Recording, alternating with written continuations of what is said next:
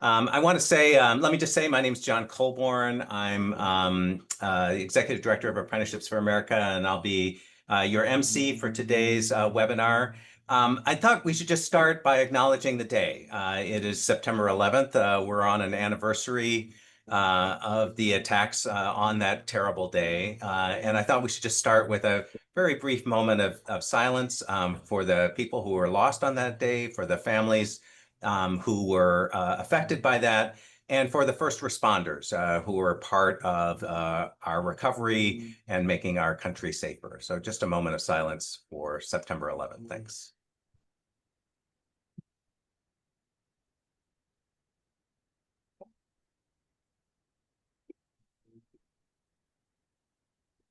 Well, great. Well, thanks everyone for joining us today.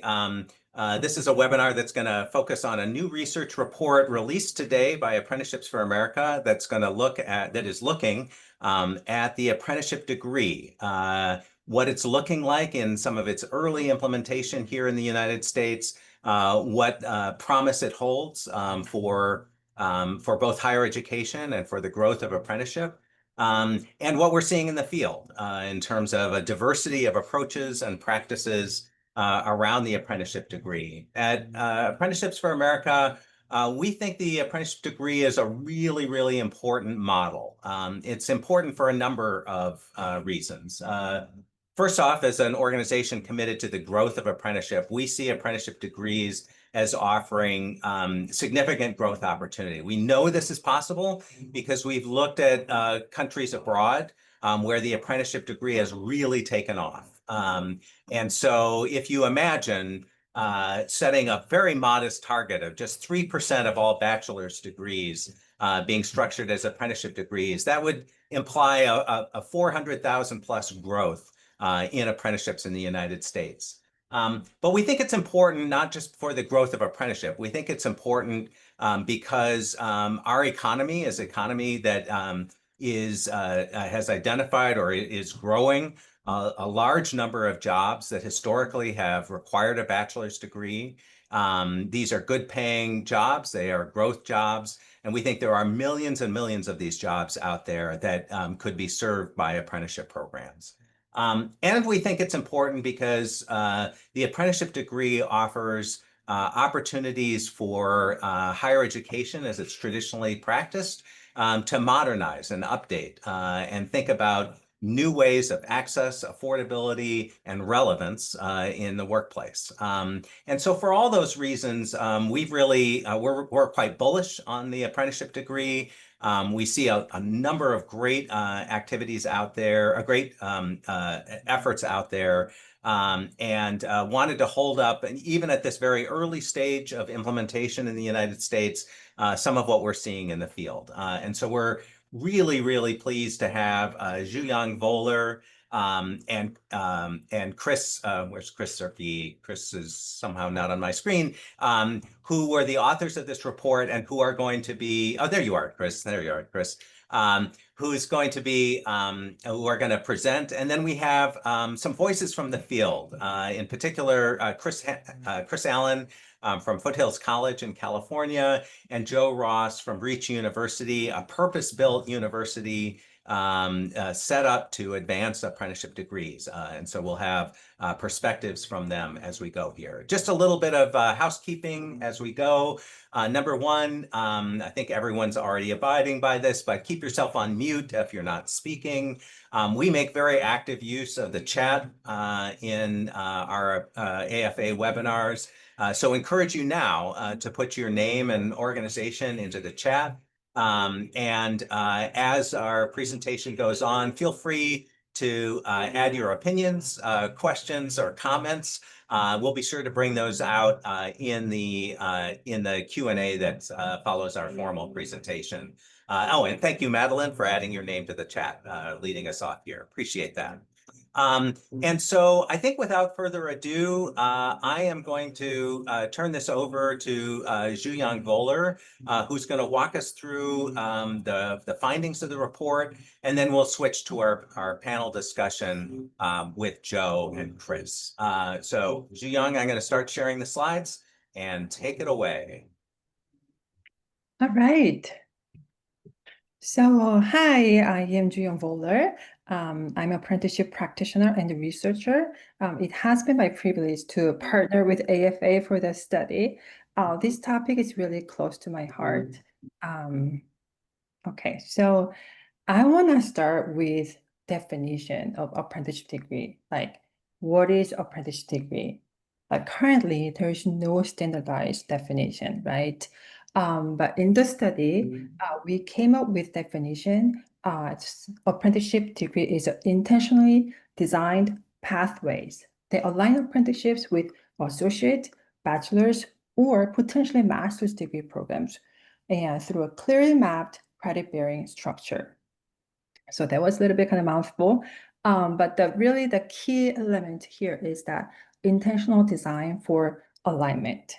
So if apprentices receive some credits from their apprenticeship experience, but they're left alone to figure out what's next, then obviously we don't see that as apprenticeship degree. Okay, so in the study, we have 5 research questions. What motivates colleges to offer or maybe not to offer apprenticeship degrees? And what occupations are associated with them? From there, we look into models. And can we come up with some typology? And what are some implementation challenges and strategies? And what are some policy level recommendations for scaling? But in this presentation, I'm going to provide the backbone of the study, and then like John mentioned, our incredible panelist that will bring all the rich details from the field. Okay, so on the methodology, we conducted 24 interviews with representatives from mostly community colleges, but also a few four-year universities, and also intermediaries who are supporting the ecosystem around apprenticeship degrees. So let's go over our findings one by one. So first, what motivates colleges to offer or not to offer apprenticeship degrees? So about 70% of the interviewees mentioned that decision really depends on industry expectations. So if degree isn't required or expected in the field, then degree becomes optional, which makes sense.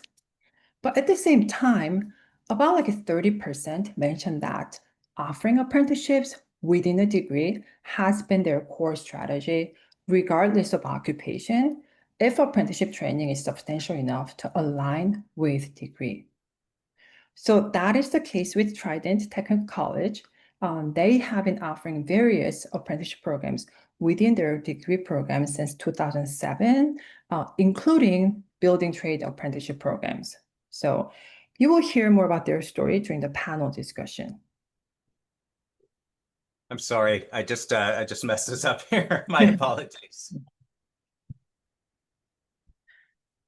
Okay, I think the next question is like occupation. So John, maybe just... Yeah, sorry about that. No worries. Okay, next question. Then what occupations are associated with apprenticeship degrees? So here's the trend that we observed. First, we see growing momentum in fields where a degree is actually required for employment or licensure, and also where some practicum style hours are already embedded in the degree program, such as healthcare. So that combination, the degree requirement, and also embedded practicum style hours, so that combination seems to create the very favorable conditions for implementing apprenticeship degrees. We also see apprenticeship degrees in fields where a degree is actually expected or also preferred, such as banking, finance, and the management, and etc. Lastly, then what about traditional occupations? Well, traditionally, degrees have not been emphasized in these fields, right? So most building trade programs that we talk to, they mention that they offer a degree as an option. However, some programs are very intentional about changing that narrative, the narrative that the degree is unnecessary and probably unattainable for traditional apprentices. And they do so by embedding a degree within their apprenticeship programs. Foothill College is a great example, and you will hear more about their approach during the panel discussion. All right, let's move on. Let's talk about the typology of apprenticeship degrees. So based on all the interviews, we identified 4 overarching models of apprenticeship degrees. So I use the word overarching because there are many variations within each model, but we believe that these 4 models capture the broad approaches that we observed. So I'll just go over each model quickly. John, yeah. So, okay, the first model, which we call apprenticeship linked degree. So in this model, as you see in the visual, apprenticeship happens first, and then after apprentices complete apprenticeships, then they have the option to take a few additional courses, often like 5 and 6 general education courses on their own to complete a degree. So probably you have seen this model. This model is very common in traditional building trade apprenticeships. So in this model, degree is optional. And so by the time apprentices finish their training, they are very close to completing their degree too. But now they have become journeymen, they have full-time jobs, so many opt out of degree. So as a result, this model tends to have a pretty low degree completion rate, around 3%, as we've seen at Columbus State Community College. However, the advantage is that it still provides clearly mapped out pathway for apprentices who want to further their education, even later in their careers, if they decide to move on to like managerial or leadership roles. Okay, the second one, which we call apprenticeship integrated degree. So as you see in the visual, in this model, the apprenticeship and degree, they happen at the same time and conclude simultaneously.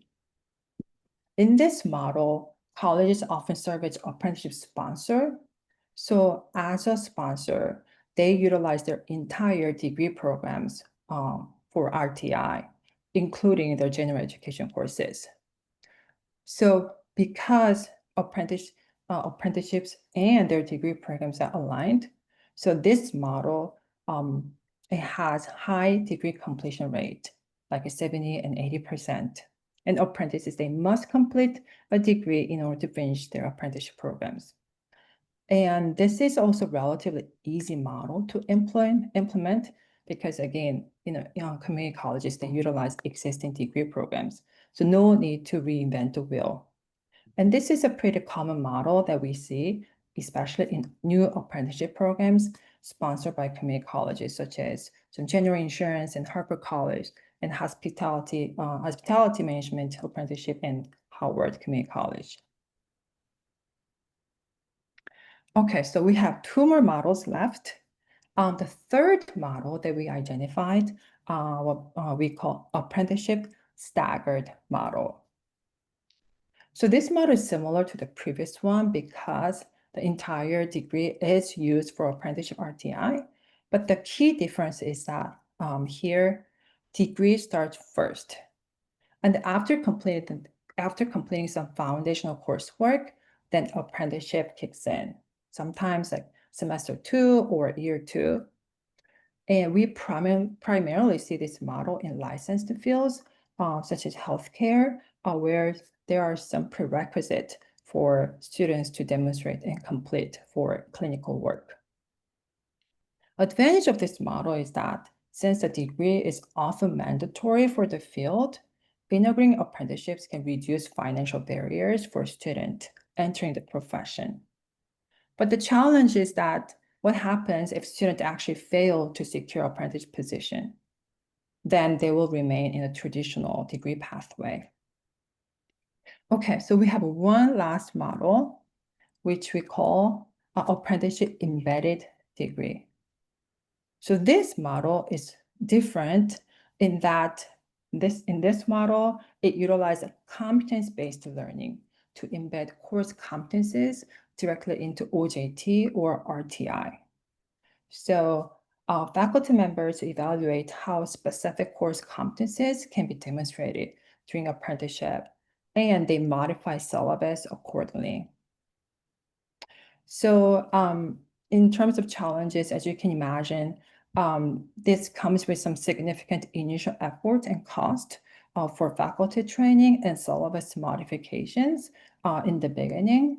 So there could be some potential for faculty resistance. So from that perspective, this is the most disruptive model. However, once things are set up, and this really provides that this enhances learning efficiency for a student and the alignment. It can shorten time to degree attainment because degree component is embedded in apprenticeship learning. So this we see as the most innovative model. So we will have excellent examples of this model to share during the panel discussion. Okay, so that wraps up our typology of apprenticeship degrees. So I will turn it over to my colleague, Chris, to continue with challenges and strategies for implementation. Thanks, Ju Young. Hi, I'm Chris Circle from, Ohio State University. We have some strategies for implementing and scaling these degrees. First, does the degree make sense? Does existing curriculum align with the proposed apprenticeship degree? Is there employer demand and a payoff for the students when they obtain the degree? And then secondly, can existing coursework be integrated into an apprenticeship pathway, a degree pathway? And then can an institution look for ways to embed work-based learning to efficiently leverage the apprenticeship activities within the degree? Next one, John. Can we utilize credit for prior learning, credit for life experience in appropriate ways to shorten time to degree? And then certainly important is, can we offer courses in a flexible manner? These folks are working, so they're not going to be able to be sitting in a physical classroom at 9:30 in the morning on a Tuesday. So can we look at night and weekend offerings? Can we use hybrid approaches and certainly online offerings? Next slide, John. And then we came up with some policy recommendations as a result of some of these implementation challenges. We know that funding for apprenticeship programs in general can be challenging, and then we're talking about adding on additional tuition, perhaps tuition costs, additional credits past the apprenticeship. So targeted funding is needed, and we do have some examples in our report on how that's being done in some states. Advocating for degree options within a large educational institution can be difficult. So you really do need someone to champion the effort. And I think we're going to hear from 3 of those champions as part of our panel here in a moment. And then lastly, we also know that many of the credits associated with these apprenticeship degrees are going to result in an Associate of Applied Science degree, which in some cases is terminal. It doesn't always transfer cleanly to a baccalaureate degree if a student wants to move on. So looking at ways to improve transferability of those credits moving forward. And again, in our report, we have a couple of good examples of how that's being done in a few states. So I think we're going to turn it back to John to introduce our panel. So we're really pleased to have Joe and Chris here, and unless Mitch snuck into our participation, I don't think he did. We're going to be without Mitch today. We have some great examples of the apprenticeship degree work that's happening in the United States, and let me just say we didn't bring together an example of each one of the models that Zhiyang described. And there's a temptation, because there is slightly increasing levels of complexity as you put together those models. There's a temptation to think of those models as hierarchical. You start here and you sort of build to ultimately a fully integrated model. I want to just say that we actually think that there's value in each of the models depending on the context you're working in, depending on your institution's abilities, depending on the needs of an occupation, sort of how you're set up. And so we're going to resist the temptation to want to sort of suggest a hierarchical view among these models. But with Chris and with Joe, we have an opportunity to hear from what this looks like on the front lines. Now I've forgotten who we were going to start with, but I'll be random and say, Chris, why don't you just introduce yourself and the work of Foothills College? Sure. Thank you, John, and good morning. Thank you to Drew Young and Chris for their hard work. Chris Allen, Dean of Apprenticeship Programs and Strategic Partnerships at Foothill College. And good morning from the Bay Area. And this is where Foothill College is located. And like many community colleges across the country, we have been in partnership with the building trades for quite some time. Actually, a rich history of over 40 years of working closely with the building trades. So prior to my tenure, Foothill has great institutional knowledge of apprenticeships and really working closely with their building trades partners. And I want to just commend the vision of Foothill De Anza Community College District for having the vision in 2018 to create a new administration position. And I want to thank them because that was the position as an inaugural dean that allowed us to really focus in on expanded apprenticeships on our college campus and also looking at innovation in the apprenticeship space and being able to focus, laser focus on apprenticeship. And typically apprenticeship sometimes on a community college campus is under another division with that dean having lots of different roles. I'm able with our colleagues to really focus in on apprenticeship, and that's what we do day in and day out. Put it in context, Foothill College is in partnership with 8 program sponsors with 14 apprenticeship programs in the building trades. We've also built some new and innovative apprenticeships in the semiconductor industry and also in healthcare. But for this report, we're going to focus in on our work with the building trades and really credit for prior learning in the general education areas. And we began that work a little over 7 years ago.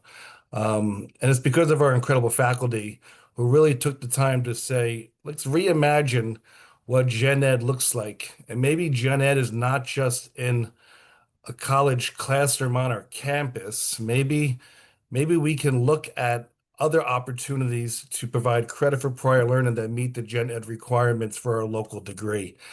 So we have a committed group of faculty who've been working very closely with their training programs and their training centers, reviewing thousands of pages of curriculum, observing classes, taking tours, having surveys, speaking with apprentices and instructors. And over the last 7 years, we were able to identify that there's a lot of general education being covered in the apprenticeship program, right? Building trades are a 5-year program. And if you really look at some of their curriculum and content, it aligns with what Gen Ed covers here in the state of California. And so with that, we began to really work with our local curriculum committee for credit for prior learning to award Gen Ed to our building trades apprentices in the programs that have begun this journey with us. And it's the right thing to do because they earn the credit while they're in their apprenticeship program. So we have been fortunate. We've had 6 programs the last 2 or 3 years receive approval from a local curriculum committee, which in itself, we'll talk about what that process looks like a little bit later. But those are conversations that have been happening for 6 years on our Foothill College campus, right? And so you do have some challenges in those conversations, but a lot of opportunity. And I think we made a lot of headway over the years because it's evident that we have seen general education in the apprenticeship program for the building trades. We've seen our cohort of graduates completing their degree in their trade increase by 5 times the last 2 years, because we're also awarding up to 21 credits per California Ed Code for cooperative work experience. They are earning cooperative work experience, and all of their courses have been credit bearing for the last 25 years. So they earn up to 70 credits in their certificate in their trade in 5 years.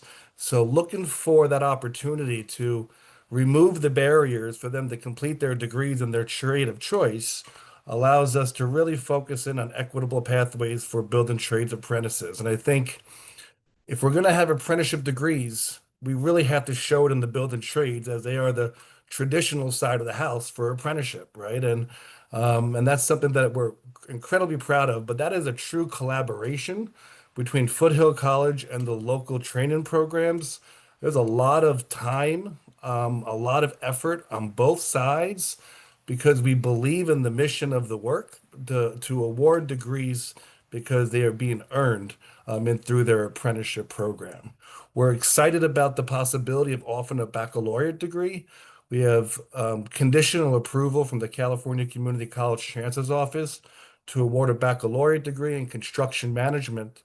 So our vision is from an apprenticeship first year through a 5-year associate degree pathway, and then a step to a ladder to get your baccalaureate degree and have all your apprenticeship courses have an earned credit rolling up to an advanced degree. And we see that local employers will value those who've been in the industry with work experience in the field with a combination of education, such as a construction management program, that employability, that ladder into a management career through a baccalaureate degree that's affordable at a community college is a path that we're very excited about. So that's kind of a brief kind of background of what we're doing at Foothill College. We're excited to kind of answer any questions as we move to the panel. And we're moving on to our next building trade program this academic year. Our goal is to have all of our building trade programs have credit for prior learning for the general education areas when they receive their apprenticeship degree when they complete their programs. Thank you.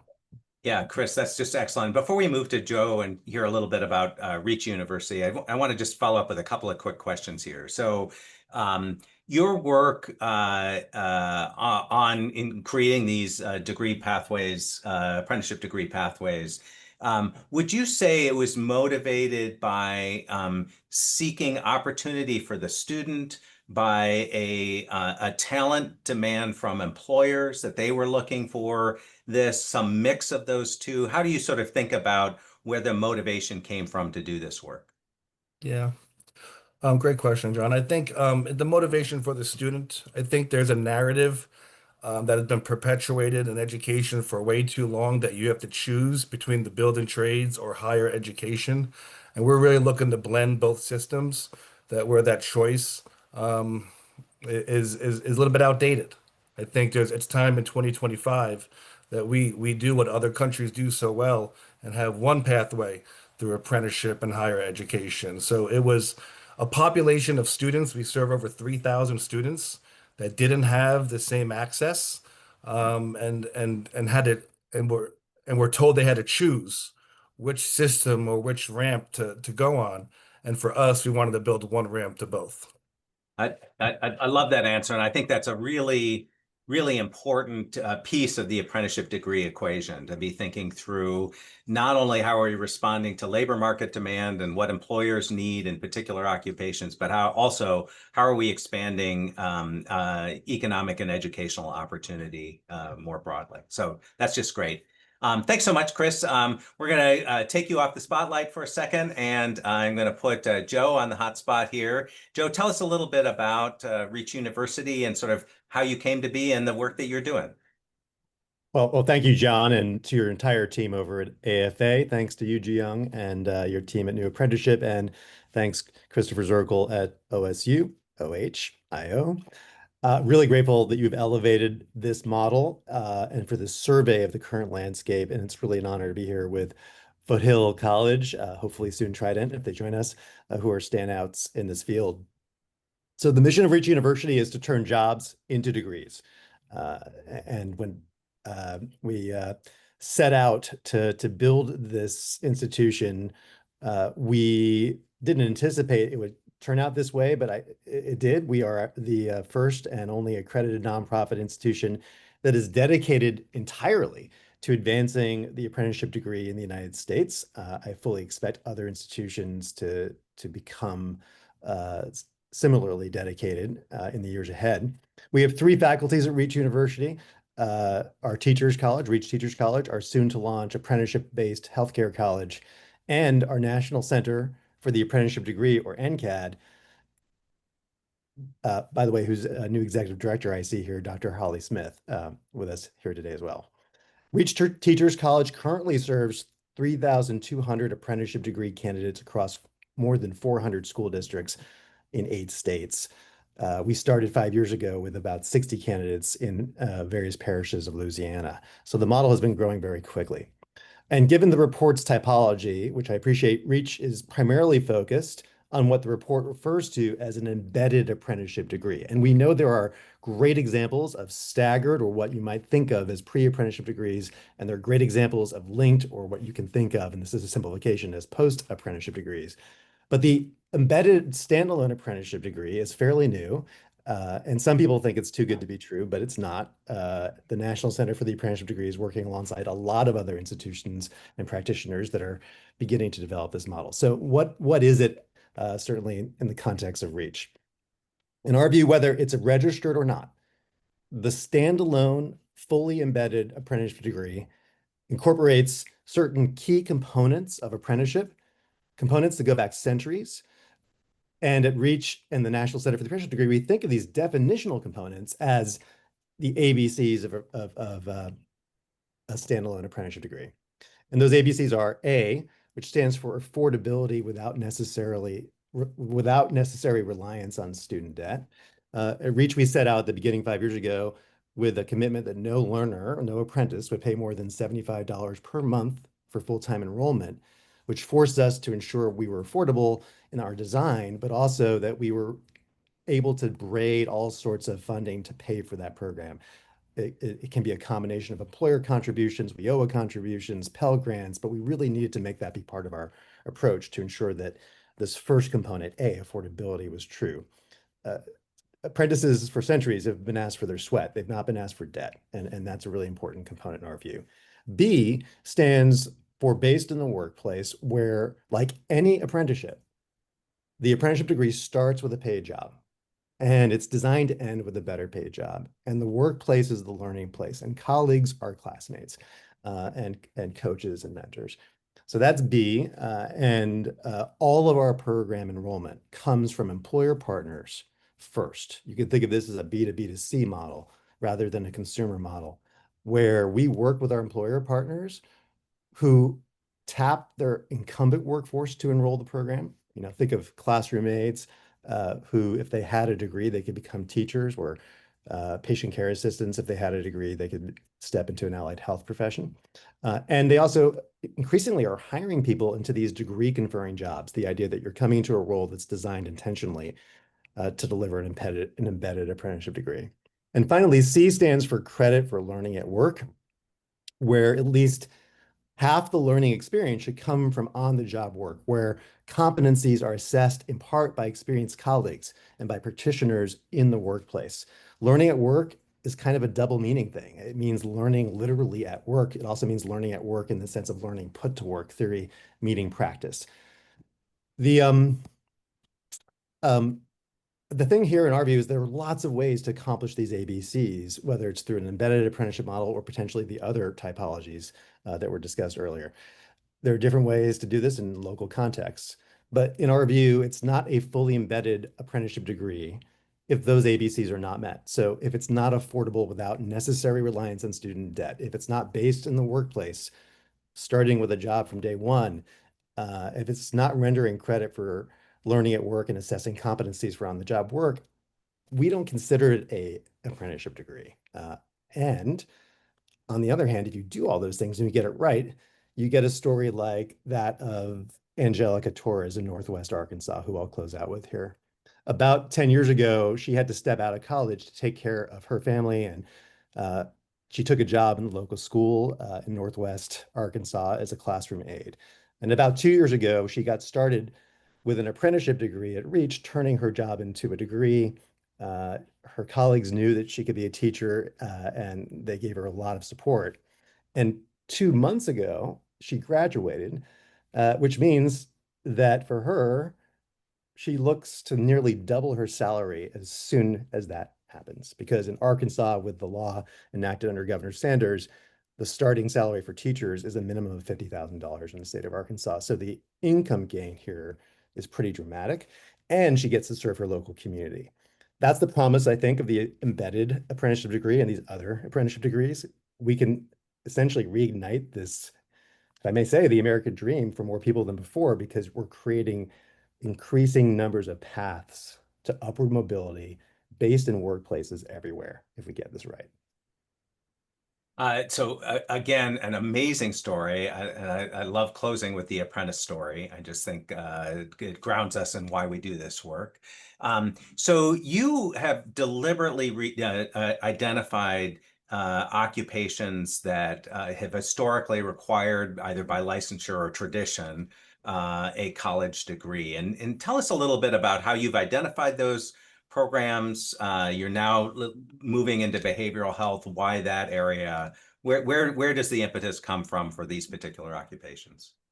I think that's a really great job, a really great question. These jobs, these occupations are occupations that traditionally have required degrees to ascend to the professional occupation, the professional role. So when you look at teaching, when you look at allied health, whether it's certain types of allied health technicians or nurses for sure, and other positions, degrees are components of the mix. And so the employers in these fields are not idiosyncratically concerned about the pathway. They have to be as a matter of just addressing the shortages that exist. And I think we're seeing once in a lifetime shortages across these fields, especially in rural communities, where in many cases, folks may leave to pursue jobs or higher education and they may not come back. And so communities are growing their own talents, particularly in these professions. And so that's where we started.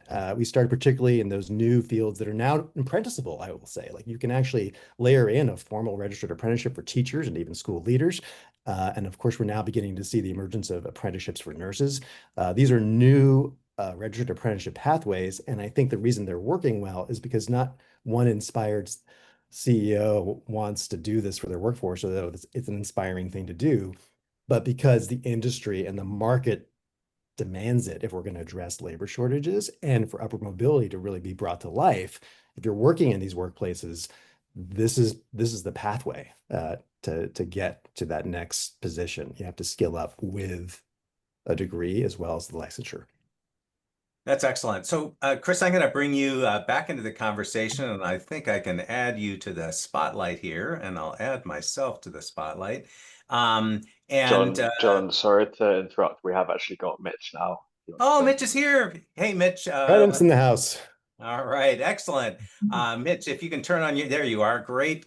No, where do I have you? Where are you, Mitch? Oh, there you are, Mitch. I'm going to add you to the spotlight. Mitch, you want to just introduce yourself and chat? Tell us a little bit about Trident College and the work that you're doing there. Sure, I'd be more than happy to. I'm Mitchell Harp. I work at Trident Technical College. We're a part of a state technical college system here in South Carolina, one of 16 technical colleges that support 3 counties in our region. We got started in the apprenticeship space really back in 2007 when our president, who's since retired, saw the vision for apprenticeships and decided to actually create an office called the Office of Apprenticeships. Back then, it was just one person.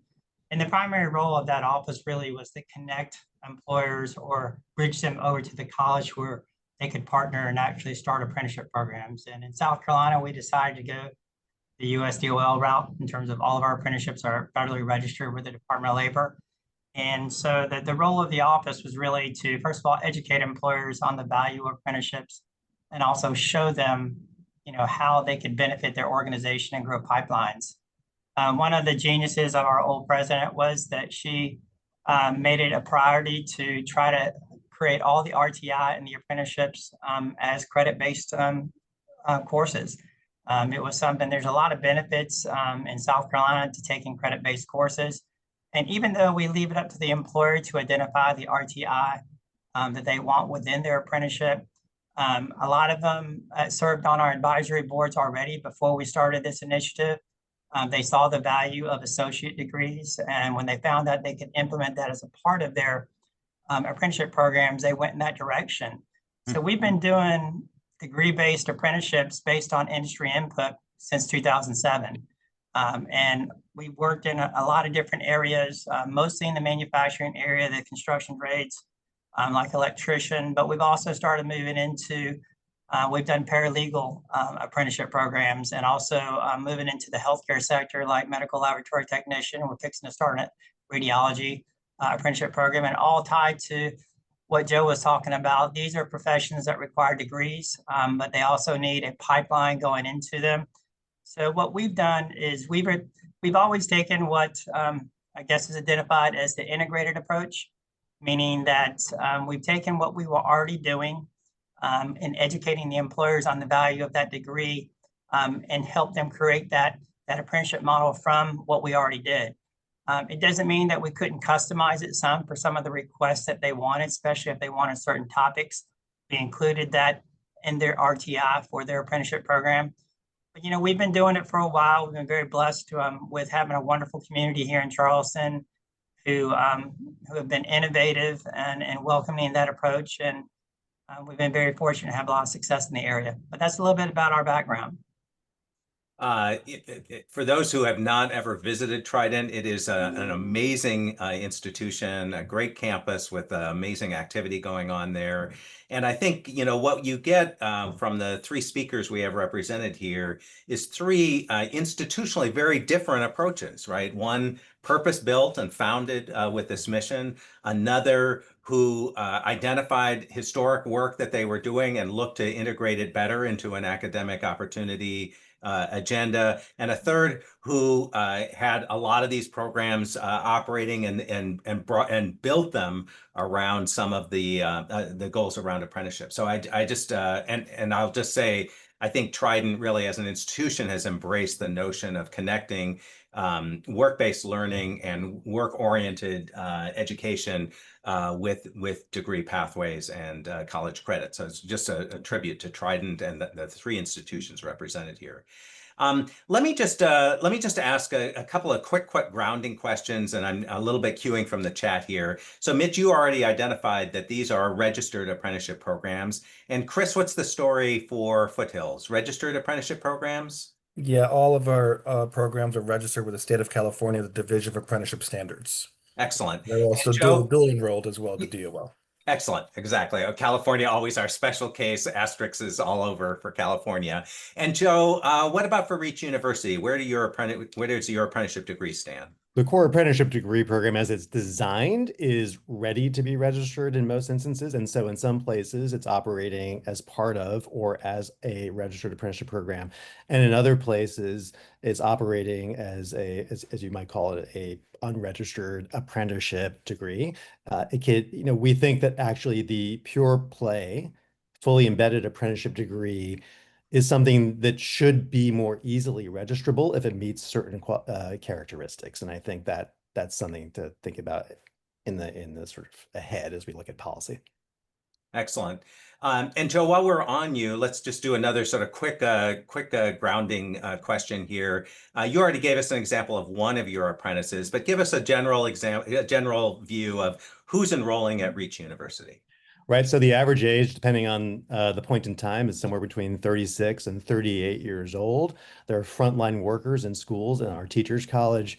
As I said, we've got over 3,000. Typically, they've been working in that school for numerous years. They're full-time employees. They're often parents. They're often single parents. Over 70% are Pell eligible. So by any definition, they're what we used to call non-traditional higher ed students, but I think non-traditional is the new traditional. It's the new traditional. And, I think it's a subset when you look at sort of the frontline workers in teaching and in schools. According to the Bureau of Labor Statistics, we've got 1.3 million classroom aides in this country, and we've got maybe 50,000 structural teacher vacancies. So if a fraction of those classroom aides were able to avail themselves of an apprenticeship degree, we would end the teacher shortage. Same dynamic plays out in hospitals. There are many frontline workers, patient care assistants. If we could skill them up and they could be on a pathway to becoming a nurse, we'd address the nursing shortage, particularly in those rural places and places that are education deserts, where the best place to do learning is going to turn out to be workplaces, which are everywhere. Chris, how about for Foothill? What does your student population look like in the apprenticeship degrees? It's a wide range. I think the data here in California, the average age for building trade apprentices is about 28. But really, it's a wide range. It's really the building trade apprentices that we're focused in on. And, I think back to some of the stories of, those that obtained their degrees the last couple of years. I contact every apprentice who gets their degree and just congratulate them. And those conversations I do for a reason to remind me that this work is so important, that the stories that you hear of the whys of why they wanted their college degree is, I wanted to show my kids that I got my college degree. I wanted to tell my mom and show my mom that I got my college degree. I wanted to prove to the counselor in high school that I was college material, right? And so all the whys and the narratives that you hear when they get their degree, we have showcased the college degree as the only path to success, and we're trying to show that there's multiple pathways that you can take. But those stories are why I continue the work, and I'll keep calling them every year when they get their degree. Just love that. Mitch, do we have you back? Can you hear us? I think we're still dealing with technical issues for Mitch. Okay, so let's just conclude here with a little bit of a look forward. So we've heard your development story, your origin story, if you will. It'd be great to get a sense of sort of where we are, where your institutions are headed. And Chris, why don't we just hear a little bit about the Foothill story there? Sure. I'm really excited about the baccalaureate degree opportunity. We have conditional approval.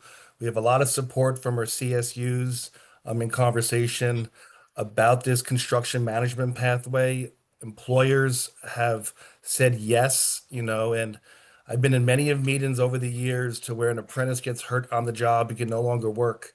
And then they come back and they go, well, I earned my credits at your college. What can I do with them? And as an educator, it was always an uncomfortable place to be, to say, well, you earned 70 units and you got your certificate, right? And right, so now you have your associate degree, and then we're going to offer you a baccalaureate degree as well, so you can have upward mobility in the construction industry in a management position.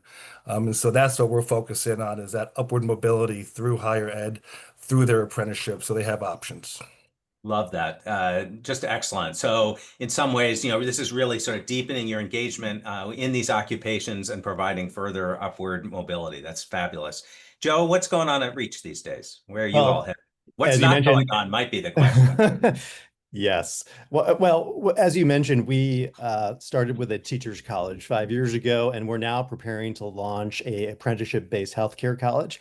I don't want to get too ahead of the announcement, but that will be coming in the coming months. And I think it's going to be something that involves some unusual but very important, exciting partnerships. The other thing I'd mention, more broadly speaking, is we think this apprenticeship degree movement is just getting started. And so the National Center for the Apprenticeship Degree is actually and has been creating communities of practitioners that are delivering the degree, and is supporting all sorts of different projects in different states to launch new apprenticeship degrees. We think we're going to see many more over the next 3 years. So our expectation is that we should be seeing as many as 12,000 new apprenticeship degree enrollments of the type that are fully embedded and fully standalone by 2028. And they're going to be in several different states and several different occupations. And that should be a sufficient end size for us to answer some of these questions in the chat around how well are these working? We want to be able to move essentially from what was a couple years ago a starting point of this model to proof point and then turning point. And I think we're on that trajectory over the next 3 years. First off, so excited for both of you, for both your institutions and the amazing work that you're doing. I want to thank everyone for participating in this session. A couple of things that I neglected to mention at the front end. First off, we really owe a deep level of gratitude to the ECMC Foundation that supported this work and made this possible. So thank you to them. And then I also just want to acknowledge the great work that Zhuyang Bowler and Chris did to come up with this, to create this report and to do the amazing outreach work that they've done. Zhuyang, we knew through New Apprenticeship, and the great work that organization has done as an intermediary, and just love the opportunity that we've been able to bring Zhuyang into AFA's family to be able to be part of our research team. And Chris, we got to know each other a little bit through this project, and it's just great to have your perspective embedded into a larger state school, and then also with the perspective of looking at vocational education broadly, to be able to have that applied to this report. So thank you so much. Once again, we're going to give you a link to the report in the chat. Please do feel free to download it off our website. And I know there were some very specific questions about apprenticeship standards and how do I get started and that sort of thing. Harry Leach and I are happy to take your questions offline or hang out a little bit after the webinar, and we can schedule a time to chat on that. I think with that, we have a little tradition at AFA that there's a little bit of a hangout after the webinar. So anyone who wants to stick around, talk directly with Chris, Joe, Chris, or Young, feel free to do so. For the rest of you, have a great rest of your day. Thank you so much.